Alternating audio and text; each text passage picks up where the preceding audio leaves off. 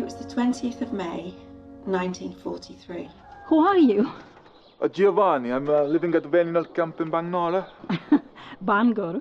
Yes, Bangor. And your name? Megan. I own the farm. I'd love to taste an Italian tomato one day.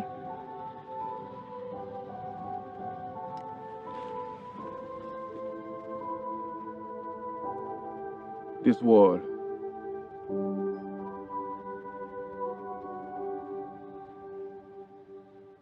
I pray that when it is over, your husband will return and you are able to start a family.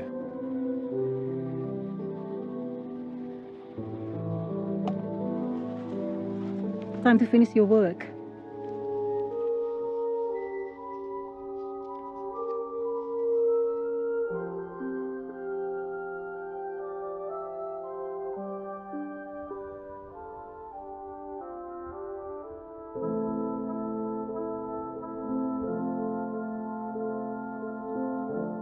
Hello everyone, welcome. My name's Ben Trafford. I'm from the North Wales drama community. I'm joined here by the wonderful Sofia. The Gold Award Florence Film Awards, Excellent Award WPRN Women's International Film Festival, Indie Short Film New York Movie Awards. Recognise a few of these, Sofia? I do, yes. So quite a few awards then for The Impossible Secret, which is wild. That kind of recognition, how does it feel when a story you've created resonates with people around the world? Well, I think for every creator it feels amazing, really, because you know, I think people, it doesn't matter which country you live in or where you're from, we all share the same emotions and the same feelings. You know, that's universal. Yeah. So have you had lots of offers and collaboration opportunities since the publicity from all the awards? Does it ever get overwhelming, or? I haven't had that many offers, Ben. No, not really. No. But I definitely had more interest now in people taking part in the next film, cast and crew. So definitely has opened more doors for future collaborations.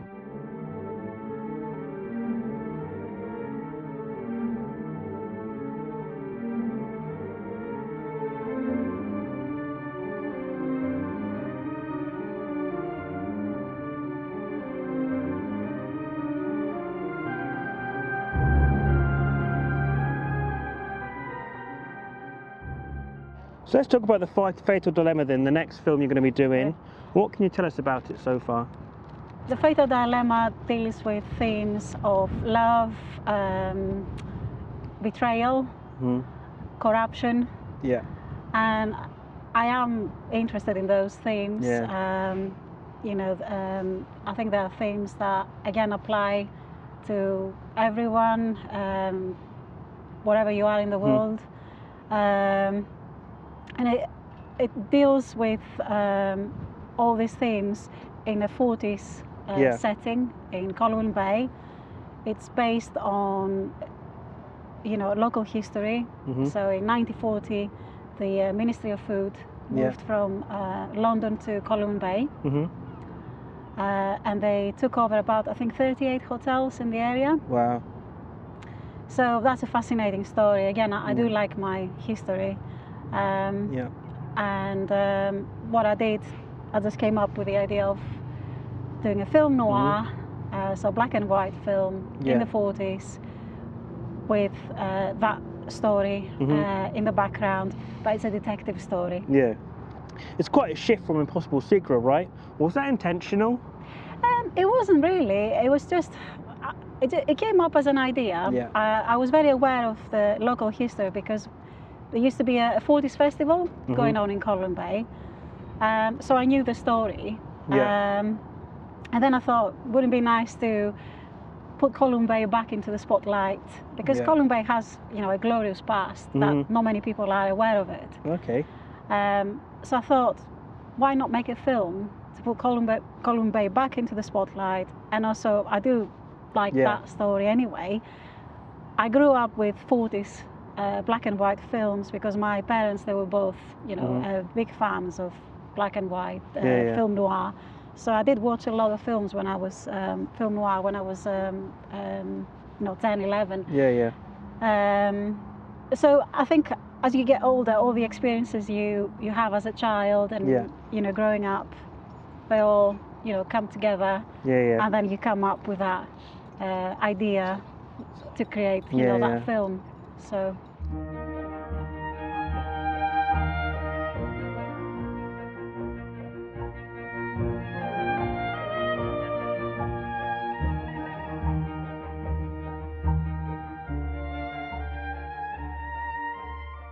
If you had to choose between acting and directing and it was life or death, which would you choose? Okay, I would hold on into acting. Why is that? Because I like transforming into that person. I like the challenge of, you know, creating that persona, which it's got nothing to do with you. I find it quite liberating. A lot of actors do, I think. Yeah, to be able to, you know, be someone else. I know, I'm for the day. Same, both The Impossible Secret and The Fatal Dilemma are set during World War II. What draws you to that era as a filmmaker then? Well, basically family history, family stories. So both my grandparents, they were involved. You know, my mom's dad, he fought in the Second World War. Okay. So he went through a lot, really, because he saw, you know, a lot of his friends died in action. Must have been hard for him. So it was very hard for him. So obviously growing up. Getting a bit emotional, actually. Sorry, I might tear it up a little bit here about that. I'm not even joking. Sorry, carry on. So I loved my granddad. He was such an interesting man to speak to. So I could see the hardships he went through. And you know, the way of life back then. So definitely it was an inspiration for me. And also my other, my dad's side, he was actually in prison for 6 months. Wow. Under Italian occupation. Okay. So Mussolini, again, was it Mussolini at the time, was it? Yes. Yeah, the bad guy. Yeah. So all these stories, all these experiences, I feel that I'm closer to my grandparents by doing those films. That's a beautiful thing. Yes. So you studied in Bangor in Anglesey all those years ago, not too many years. 20 years ago. 20 years. Age has been very kind to you, Sophia. So were you into acting and directing and filmmaking when you were a student? Well, I wanted to do acting and filmmaking, but I didn't have the money. Yeah. So that's a big factor.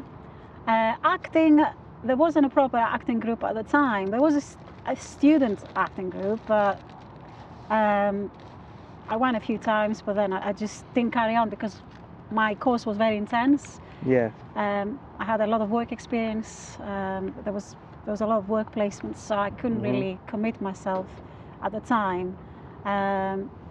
So it only started again.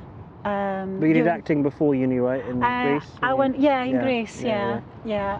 And also I think coming here, my accent was a bit of a barrier as well to take part because, you know. Well, you can act. You can change your accent acting, right? You have a range of. Well, I'm not. Doing different accents? I do struggle with that. I do yeah. struggle with that. So you got limited opportunities, really. Okay, yeah. But no, I'm enjoying it now. My children are older, so I've got more time to do it. Nice. So you mentioned you got 2 kids, and you're making award-winning films. How do you juggle it all? Well, I think as a working mum, and I think all working mums out there know that you have to be organised, you have to plan things, and you have to have self-discipline. Yeah. So if you plan something, you have to stick to it, no matter what. And do they know their mum is a boss? Are they into film too? They know that. Expect a cameo sometime from your children, or they don't care? Well, they do like what I'm doing. Yeah. And they do know that I'm making my own films at the moment. My son took part in one of the films I took part in, Sharks in Column Bay, as a customer. Yeah. So he enjoyed that. Yeah. But at the moment he's focusing on his school, and he's not really hasn't expressed any interest in carrying on with acting. No. But he said, if I do a film and there's a part that he's interested in, suitable for him, then he would take part. Nice. Yeah. So you've been in North Wales for a long time now and are now one of us. But do you ever use the wonderful history and mythology of Greece as inspiration for any films in the future? Well, again, Greek mythology, you know, it's universal. All the themes that we deal with in films, Yeah. they all come actually from Greece, yeah. Greek mythology. So, you know, jealousy, greediness, Envy, corruption, rage. envy, love, lust. You know, if you read Greek mythology, they're all there. Yeah. So somehow you incorporate them into your film as well. You know, we might... No, but nothing changes, does it? Nothing changes really. Apart from the technology. Exactly. So those themes run Humans through... are still humans even back exactly. then, same things. Yeah. So those themes run in all films. Yeah. You know, there's no change. So you'll find elements of Greek mythology in every single film. I see. So if I gave you £10 million budget right now, what do you think you could do with it? Another World War II film or something completely different? Maybe Aliens versus Predator or something like that, of Colwyn Bay or something. We've had Sharks of Colwyn Bay, mate. Why not robots versus aliens of Colwyn Bay? I think I would make an extended version of the Fated Dilemma. Okay, yeah. Definitely I would do that, because I would have then the money to hire more locations, more cast, more crew. Yeah. And I think that would be an amazing thing to do. Oh, nice. To turn it to a, you know, a future film. Nice. So let's say the Fatal Dilemma picks up either less awards or the same amount of awards in Impossible Secrets, wins a few awards. Would you do anything differently this time around? I think you've earned a red carpet moment, so I don't think you went to any of your last awards, did you, for the Impossible Secret? No, I couldn't go, and I was gutted because I wanted to go to Athens, because that's my hometown, as you know. Yeah. But obviously with work and children, it was difficult to go there. Damn children getting in the way. I'm joking. So when can audiences expect to see the upcoming short film Fatal Dilemma then, roughly? When are you expecting it to hit our small screens? Or even big screens, who knows? I'm hoping for October. Okay. Because most of the cast and crew, they have full day jobs. Yeah. So it's difficult to find that time for everyone to fit in the busy schedules. Yeah. To arrange the next filming. So it's quite challenging. Yeah. Thank you very much for seeing me, Sophia. It's been a pleasure. Pleasure too. Fatal Dilemma, end of the year.